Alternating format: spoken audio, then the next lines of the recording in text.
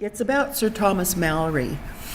In 1485 or so, he, to pass the time, he was in prison, so to pass the time, he wrote down and he translated and wrote down all of the Arthur legends, which apparently had been around a long time, but not in English. And that is the set of tales that we know today, from which many bad movies have been written. So this is how he did it. The other thing is, Mordred is mentioned near the end there. Mordred was Arthur's son, which unfortunately was by his sister, but he did not know. So, we have to give him a break here. He did not know. Well, he just didn't know it was his sister. I mean, this is magic, He didn't know. Or maybe he hadn't seen her for a while. But anyway, he brought about the fall of Arthur's kingdom. So, what goes around comes around sort of thing. Okay. Can you hear me? Closer to the microphone. Yeah, a little closer. Okay. I'll leave my hat here after walking in the garden under skies clear or packed with thunderheads, bored out of my skull, hurrying with booted step against the rain that spits then beats upon my cloak. Up into my apartment past the jailer, for I am a prisoner with terrible thoughts, suffering under medieval law, in here for murder, rape, a dozen acts of violence frowned upon, where I'll die of the trivial. Soon I'll be an old man snoozing in that chair stretched o'er with the polished hide of a bear. Ah, to be grand again. I would have love, but fair Phyllis has been and gone this week with a rustle of blue gown. I would have chivalry, but it is dead. Its banners lie torn on the battleground. On my desk is a sheaf of papers from the library. I take them up. French romances. The ink faint, the edges brittle. Here's work for the imagination. I'll pass the time till supper translating them onto fresh sheets. Next day I'll write down more of these tales more ancient than I. Sack my memory, which is prodigious, for more legends of heroes fighting in forests and lopping off heads. Of the other adventures of these men, of the king who loved his first knight so well he was blind to his faults, of the great queen who let down her hair for the night and pulled him in the window, and of Mordred. I'd take up serpents and sniff the poison from their mouths to clear my head of dreadful Mordred. Will any father name his child Mordred? I think not. There will be no more Mordreds. Yet treachery still exists, and I must be grave and warn you of it.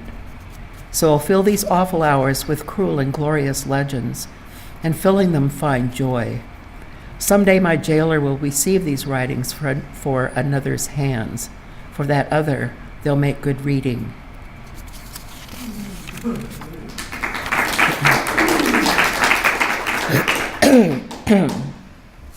I read this one about 3 weeks ago, but everybody was in Santa Barbara.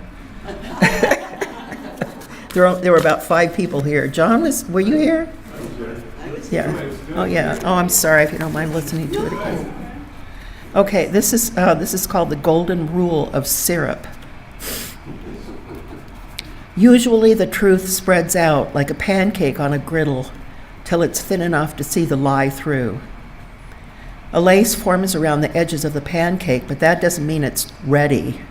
If you flip it too soon, the truth comes out all runny. If you can't see the lie at all, the pancake is cooked through. You search its fluffy whiteness for the girl from the North Country in her coat so warm, holding up the speck so dark. Because everyone needs a little lie in their life. So dig with your fork and find it. It's the one thing that's sure to be around here somewhere. And if you don't want anyone finding it first, do you?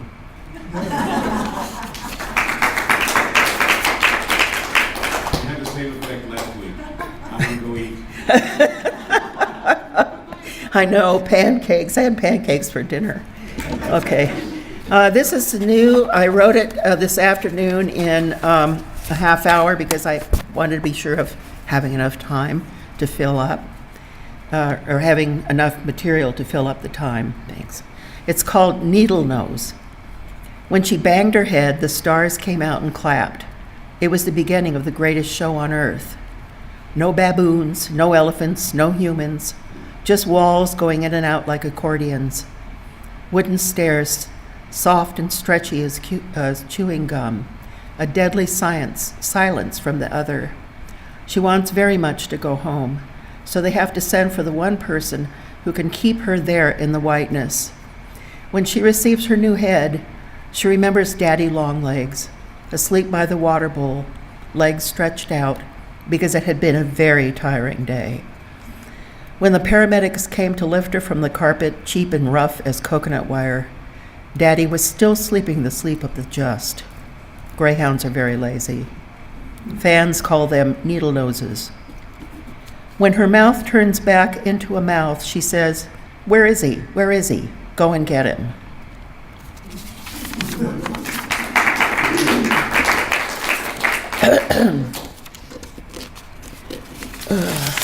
Okay. All right. I've read this too, but it was so long ago, I'm sure nobody remembers it. It's called Hands Across the Border. I'm sorry, I keep moving here. Hands Across the Border. A prickly pear grows in my yard. Its flowers yellow as the walls of a cantina. You have lawns, roses, bird baths. I have thorns. A Mexican family comes with saucepans to cut the fruit for jelly. We bow with smiles. Me from the kitchen door, the father lank, brown, Confucian in modesty, the mother with gold-edged tooth, the child behind her skirt. The blade is drawn, heads fall. We've traded death for fruit.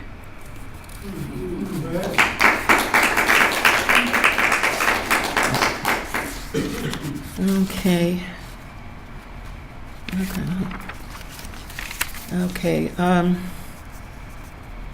This one is called Sligo Abbey. That's in the Western Ireland.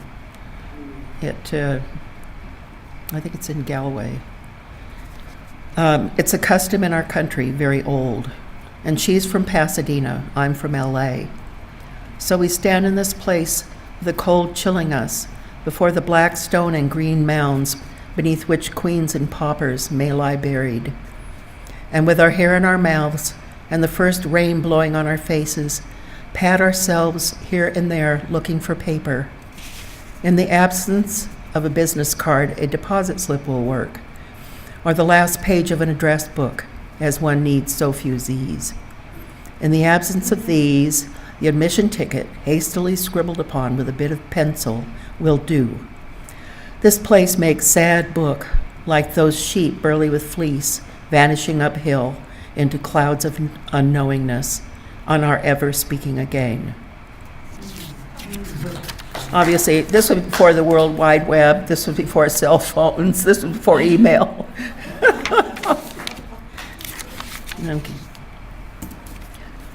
Let's see. Actually, I think the World Wide Web had just come out. Okay.